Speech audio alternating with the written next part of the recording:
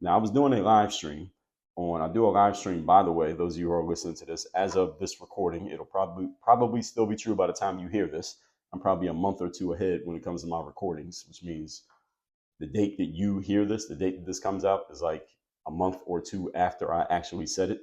But I'm predicting that this will be my future as well as my present. I do a live stream every Monday through Friday at 8 a.m. Eastern. So those of you who can make it, you can join that live on any social media app that you know about: YouTube, TikTok, LinkedIn, Instagram, Rumble. What's the other one? Facebook. And there's one more that I'm forgetting. Oh, X, also formerly known as Twitter. And actually, it should be 7 of them: YouTube, Rumble, X, Facebook, LinkedIn, Instagram, TikTok. Okay, so I do a live on all 7 of those all at the same time. So I'll use multiple devices and it's the same material. I just have multiple cameras looking at me at the same time. So I was doing this live stream one day, probably from when I'm recording this. Well, I would say it's probably like early mid October 2024. And I threw this out as an offhand comment. I was talking about something else. I mostly talk about current events when I do my live streams. So in this live stream, I mentioned that there's not going to be a middle class in the future. And a few people in the comment section on TikTok, and for whatever reason, hopefully this is still the case by the time you hear this, as long as the numbers are up, maybe it won't still be the case. But TikTok has been my strongest live stream audience. So when I do my live streams, I get thousands of people on my TikToks. I think the best I had, it was one day. Actually, it was back-to-back days. At the time, my 2 best lives. I'll tell you, my best one ever so far was the live stream I did where I said why Donald Trump's going to win the 2024 election. That was my best live stream. And those of you who are not familiar with my work and you don't know how I do things over here, I did one live stream for both candidates. So I did one for Kamala, which is episode 3067, and then one for Trump, 3068. Actually, those are episodes of my show, but I did a live stream for each one. And when I did the one for Kamala, the audience was about 7,000 people. Then I did one for Trump, and the audience was 14,000 people. And actually, I'm lying; those are not my best 2. The best one I've done so far on TikTok was the day after Donald Trump won, and that one was 18,000 people. But I didn't even get to finish the live stream because TikTok kicked me off because I allegedly had shared some quote unquote misinformation. I don't know what it was that I shared. They just kicked me off in the middle of my live and suspended me for a week. But I'm back on TikTok since then. Haven't been suspended since then. Actually, I kind of got suspended, but then I appealed it and they approved my appeal, so I was able to keep going that same day. But anyway, hopefully TikTok still give me those kind of numbers and the other platforms kind of catch up. I think YouTube is probably next in line to probably catch up, maybe Facebook. But anyway, on this live stream, someone in the comments on TikTok said to me, Dre, could you explain a little bit more what you mean by the middle class is going away? And I ended up doing an entire live stream, 2 hours long, explaining what I'm going to give you over the next 4 episodes of this show right here. So it's only right that I share what I talked about in the live, again, with my audience here, because this is the core of any thought that I'm going to make sure I have explained compendiously and in full context. I put it here on this show. So if you have found me in some random YouTube clip, or you heard me on somebody else's podcast, or you see some social media posts that I did, or some clips that I put out that are maybe a minute or 2 long, those are just pieces of the full context of what I share. And the full context of everything that I've talked about on any subject you will find on this show. So what I'm recording right now is the Work on Your Game Masterclass that some of you call a podcast that you can find on Apple, Spotify, you can find it on YouTube. This is where I put everything in full context, because in my live streams, even though I may overlap topics in my live streams, I'm like responding to comments randomly and things like that. Here, I'm not doing any of that. I'm just giving it straight to you, straight as I see it, direct conversation. That's where you'll find and I'm doing it in a more concise way. When I do my live streams, I might talk for 2 hours. These episodes are not going to be 2 hours. So this is the core place where everything goes, and make sure you get it all in one spot. So again, this is going to be a 4-part series of why the middle class is going away. This is especially important for those of you who are currently middle class, because you will not be able to be middle class in the future. We know we got 3 classes: upper class, lower class, and middle class. All right, you will either join the upper or you'll be part of the lower, but there will be no middle. And those of you who are in the lower class right now and you're striving to join the middle class, I suggest you step your goals up and strive to join the upper class, because there will be no middle class. And you'll either be stuck at the lower class or you'll go up to the top. And those of you who are already upper class, I suggest you stay there. All right, so those of you up there, I don't think any of you is planning on leaving. So let's get into this. First thing you need to understand, point number one, topic once again is why there will be no middle class. Number one, the United States government is broke. Actually, that's a lie. The United States government is not broke because broke means zero. You have no assets and no liabilities. That equals a net of zero. That's broke. The United States government is not broke. The United States government is in debt. That's worse than being broke. I remember reading one of Donald Trump's books. This is pre politics Donald Trump, and he talked about how at one point he was like six or $60 billion in debt, something like that, from bad real estate deals going wrong. He was walking the streets in New York. And he saw a homeless guy on the corner, and he said when he walked by that homeless guy, he thought to himself, "Man, that homeless guy is richer than me. He's $6 billion richer than me because I'm in debt $6 billion. He's at least at zero." And the United States government is like that. All right, they're in debt, and it's 35 trillion with a T, not billion, but $1 trillion in debt as of today. $35 trillion in debt. There's a website called the usdebtclock.org. If you go to that website, usdebtclock.org, it gives you a running total of the debt the United States government is in, and the numbers move so fast that you can't even count them. That's how fast they're going. Every second, the United States is going another $1,000 in debt. Now, you used to hear politicians back in the day, if you're over the age of maybe 30, maybe you heard politicians debating with each other back in the day about how much money political parties were spending, how much a certain president added to the federal deficit during their time in office, how much Congress is adding, and people still talk about it, but not nearly as much as they used to. And the reason why is because they're all guilty of the same thing. All right, you can't be a Democrat and blame the Republicans on spending, or blame spending on the Republicans, or vice versa, because they're all spending. And we're in debt no matter what they do. So these days, everybody's adding more to this deficit. When you hear about the federal deficit, this is the U.S. government being in debt. That's what they're referring to. And they're all playing the same game. And that game has led to the United States being deep in debt. And as of this recording, again, $35 trillion on its way to $36 trillion. I gave you the website, usdebtclock.org, that allows you to actually see the debt rising in real time. All right, the numbers never slow down. And the reason why this matters, and the reason why I'm bringing it up, is because the United States government does not have the resources to give money to me or to you, or to filling potholes in the street, or to building a new library in your town, or to raising the salaries of school teachers, or to feeding and housing the homeless, or to do anything else that you think the government should be using its resources to do. Let me let you in on a secret that I just told you. That's not really a secret. The United States government does not have financial resources. All right, it is in debt, meaning it has negative resources. All right, it owes resources. So anything you think the government should do financially, it does not have the resources to do it. So the next question that you should be asking is, how is the government able to do things like hand out checks? You remember during COVID, the government handed out checks, and it gives money to people other ways. It gives funding to people. It gives small business loans. It gives grants.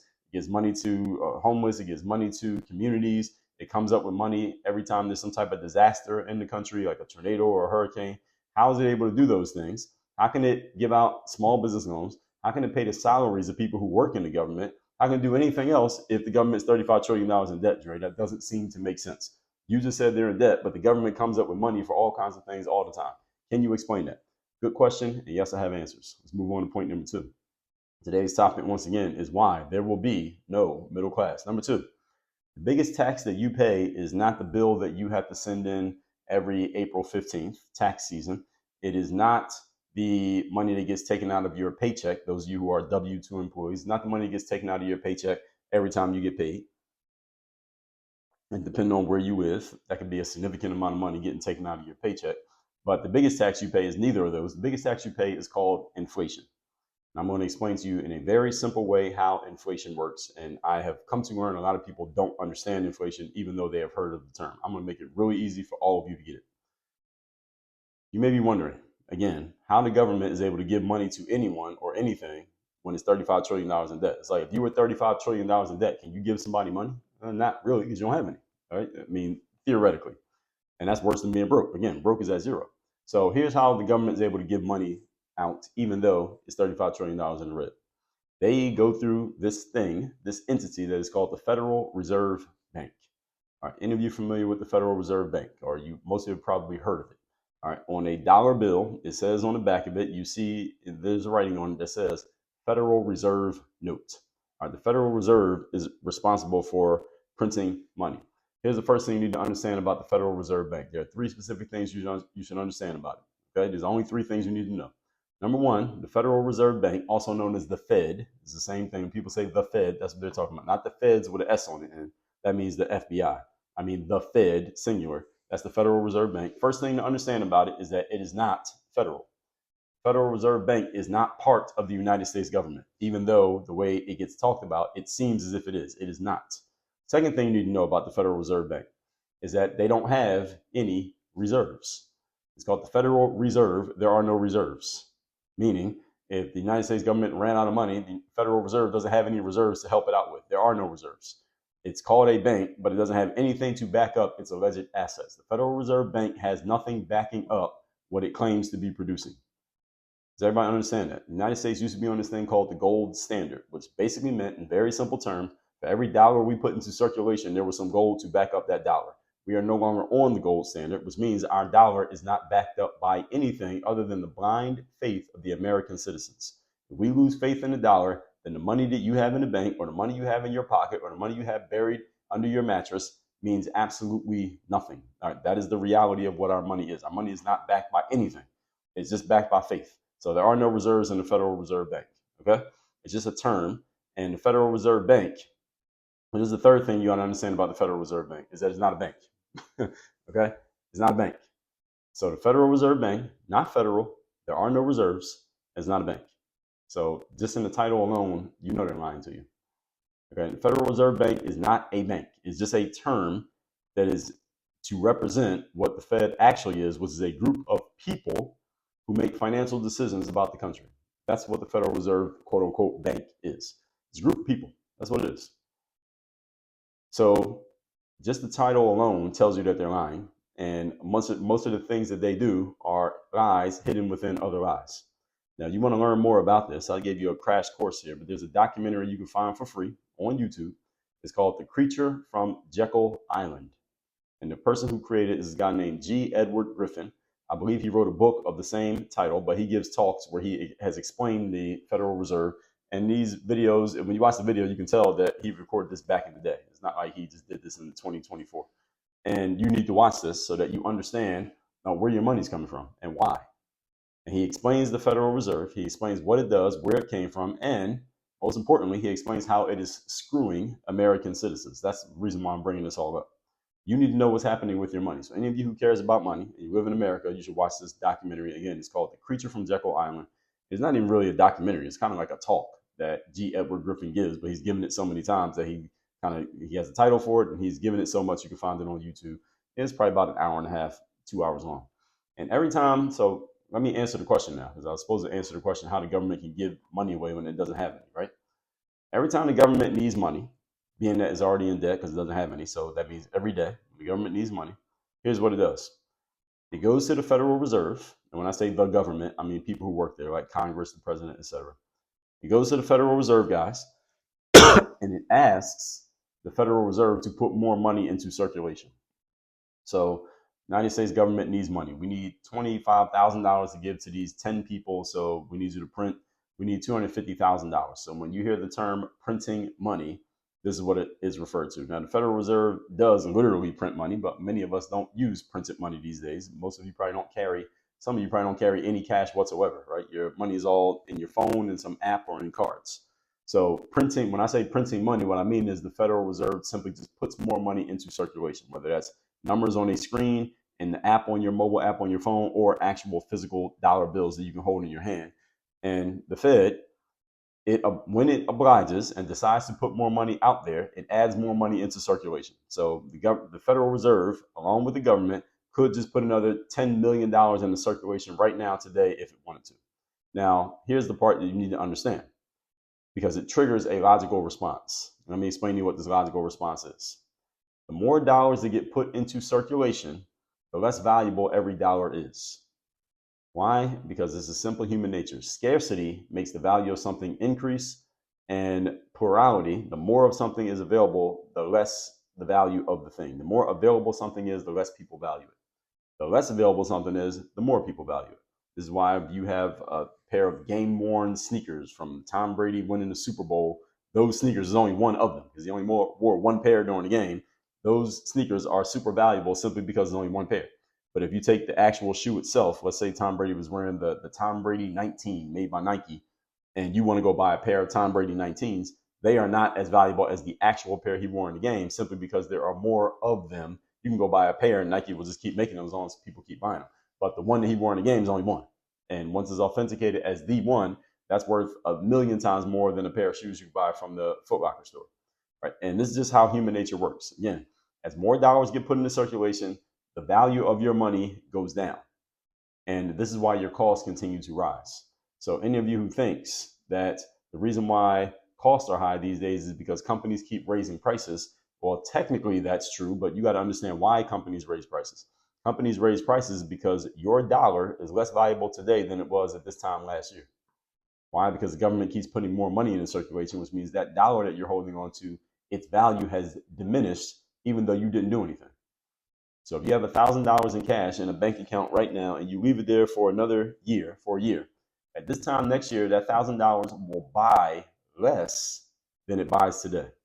Why? Because the dollar's value has decreased because the government keeps putting more dollars out there. So the dollar doesn't mean as much the more available it becomes. If the dollar was more scarce, it would be more valuable. When we were on the gold standard and we needed gold to back up every dollar, the dollar was worth a lot more than it's worth now.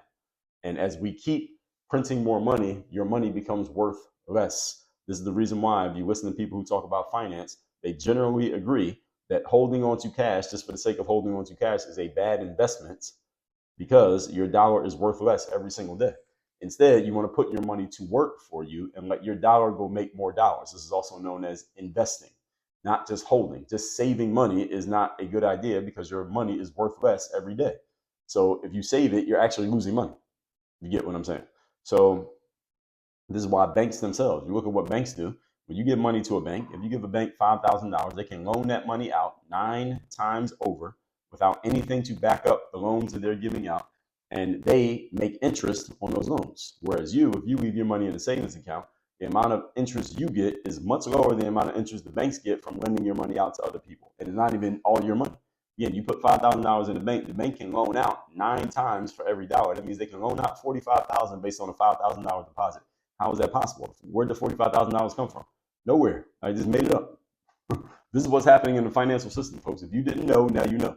And you can go fact check me and go get your own information, go read more on this stuff. But I'm helping you all understand why the costs are going up in life, because the dollar is worth less. It keeps getting smaller. So if you're just holding on to cash, you are losing money. Everybody understand me? Okay, so the more money put into circulation, the lower the value. This is why your costs go up. Your rent, your mortgage, your insurance, your gas, your childcare, your healthcare, your clothing, your everything else. Prices rise because you are paying with money and your money's value is decreasing. Why? Because the government is making it decrease and they know what they're doing. The government understands that the value of your dollar is going down every time they put more money out there. They know this. This is not news to them. Scarcity, as I said, makes value go up. Abundance makes value go down. So this decreasing value of your dollar is what we call inflation. So when you hear the word inflation, I just explained to you what it is. It inflates your everyday costs because your dollar has less power than it used to have. So if you go ask your grandmother, how much did it cost to go to the movies when she was 15 years old?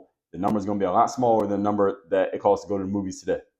Now, why is that? Is it because movies have gotten so much better that if movies were $1, 50 years ago, now they're $30? Have movies gotten 30 times better? No, they might actually be worse. If you ask somebody who was around, simply because $1 is just not as valuable as it was back then.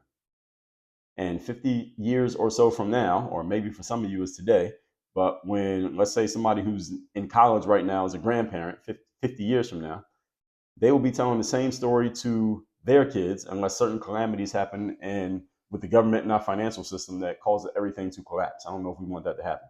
But government handouts exacerbate this process, i.e. when a politician tells you that they're going to give money to the people, like Vice President, as of this recording, Kamala Harris, during her failed run for the 2024 presidency, she made a whole lot of claims of all these things she was going to give out to citizens if she became president. Well, there were several challenges to this. One, why aren't you doing it now?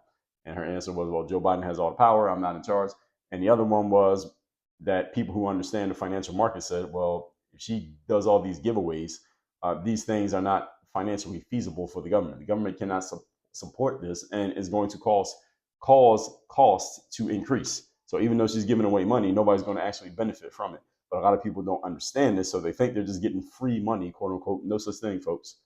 No such thing as a free lunch. Remember the second law of economics. No such thing as a free lunch. Every time the Fed prints money, which they do every day because the government doesn't have any, inflation increases. This means your dollar is worth less every single day. Point number 3.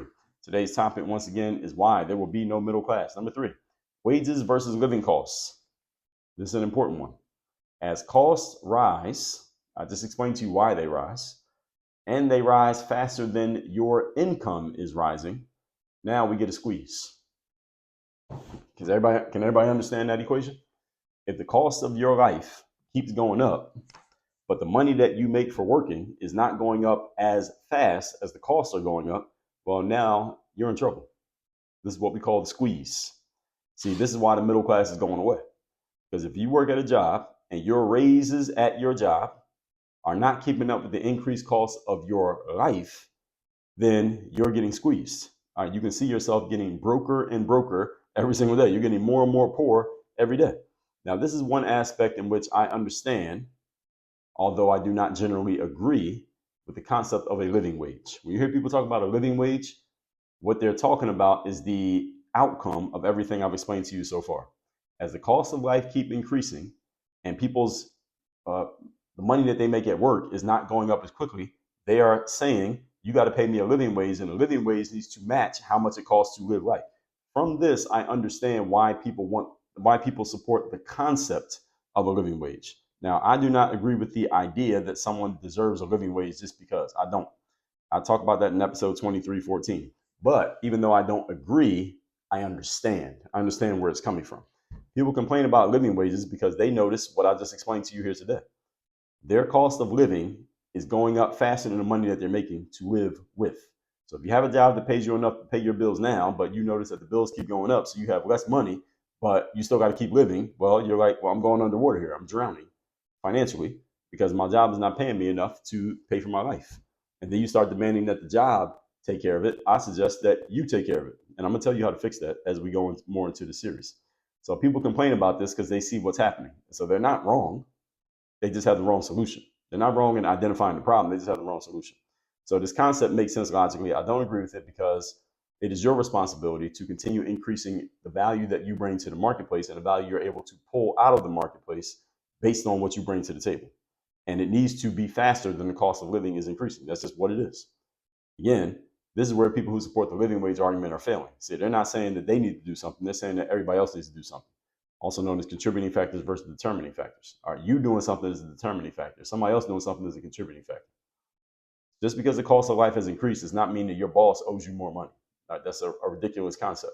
And when you frame it that way, it sounds ridiculous, right? You have to get better at providing more value at the velocity at which the pace of cost of your life is increasing. Ideally, you're providing more value and getting more value faster than the cost of life is going up. It's just a race. That's what it is. It's a race between cost and your income. But since many people are not keeping up this pace, here's what's happening. Because people are less able to afford the lifestyle that they're living, you only have two options. All right, here are your options. You can either become rich, and when I say rich, I'm saying it in a directional way. I don't mean a certain amount of money. But you become rich to where your increases in costs are actually helping you because you're the one making money off of it. In other words, you own a business or a resource that makes money when other people spend money. That's where you need to be. You need to be making money when other people spend money, somehow, some way. Or if you don't choose to become rich and make money when other people spend money, which puts you above the issue of inflation, then you become poor. All right, that's the other option. Other option is you get squeezed to where you can no longer afford your lifestyle, and now you become part of the poor. Now, at the poor level, here's what happens. Now you're dependent on the government because you can't take care of your own lifestyle. You can't pay for it yourself. So now you depend on the government to take care of you. Now the government is giving you food, clothing, shelter, and they can move forward with whatever plans they have to take complete control over citizens because you don't have the power to fight back when you are dependent on the very people you're supposed to be fighting. Right, can you fight back against someone you're dependent on? No. Can you fight back against someone when you're independent of them? Yes. It's kind of like all of us. If you're an adult, when you were a child living under your parents' roof, you weren't really in position to fight back against anything that they stated as a rule because you were dependent on them for food, clothing, shelter. But now, as an adult, and you take care of your own food, clothing, shelter, you don't have to agree with your parents or go along with anything they say because you are not dependent on them. Well, think of the government the exact same way. If you become poor, i.e., the cost of your life are higher than your income, and you are now dependent on the government, guess what you can't do? You can't push back when they say put on a mask. You can't push back when they say getting that jab is mandatory. You can't push back when they say, well, we're going to teach your kids that they can change their gender from a boy to a girl or a girl to a boy whenever they feel like it, and their teachers don't have to tell you that they did it, and you can't say anything back. Well, if you're dependent on the government, what you going to say? How you going to fight? You can't fight against somebody that you need. You can't fight against someone that you need. So if you end up poor and the government is in control of your life, they can do whatever they want to do with you, with your kids, with your community, with your family. And you can't push back, not because you don't disagree, but because you don't have the power to push back. Now, the power to push back, you have to not need whoever you're pushing back against. So this is why you don't want to become poor. And this is why this matters. Okay? The government can tell you what to do and what you can't do, what you can say and what you can't say, where you go and where you can't go, what drugs you have to take and what you can't. Because if you don't comply, guess what the government can do if you're poor? When you're poor and you don't comply with what the government says, what can they do? They can take away your food, your clothing, and your shelter. And then what? Now you're completely subjugated. You can't do anything. This is what happens when people are poor. Maybe you know any poor people, tell me if I got this wrong. They are subjugated by the powers that be. You all might think this only happens in those other countries, like stuff that you see on the internet and random places that you can't even pronounce. This can happen in the United States. And as inflation increases and the squeeze happens, you're going to get fewer, there are going to be no middle class people. You're going to get a bunch of poor people and a bunch of rich people. That's what it's going to be. And in the future, there will only be rich people and poor people. There will be very few people in the middle. And most of you will not have the luxury of living in the middle anymore. You got to make a choice. Which side do you want to be on? We'll talk about that a little bit more as we continue in this series. Well, let's recap the first part of this series, which is there will be no middle class. It's going to be a 4-part series.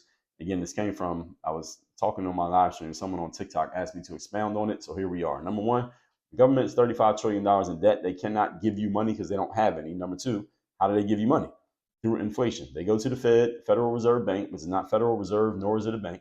There are no reserves, and it's not a bank. They print money, put money into circulation. Every time they put more money in circulation, the value of your dollar goes down. That means the cost of life increases because your dollar is worth less. So companies charge more so they can get the value that they deserve for what they're selling. This is why costs are going up. It's really just a reflection of the value of the dollar going down. It's not people are raising the prices of eggs. It's that your dollar ain't worth anything. So they have to raise the price so that they can get commensurate value. That's how it works. Number three, wages versus living costs. In other words, if you're not getting raises as quickly as your costs are going up, you are sinking and you're about to be underwater. All right, the water is coming up. Is that your knees? Is that your waist? Is that your hips? Is that your shoulders? Is that your mouth? Is that your eyes? And soon you're drowning. All right, that's what happens financially when your wages are not increasing as fast as your costs. And this is how the squeeze is going to occur. You're either going to end up poor or you're going to end up rich, but you better choose. And as we get more into the series, we're going to talk more about how that works and what the next steps are. WorkOnYourGameUniversity.com. Link down below in the description. You want to work with me directly and start getting your business in a place where you are making money when other people are spending money. You're positioning yourself to be receiving, not just handing it out all the time. Go to WorkOnYourGameUniversity.com. Work on your game. Dre all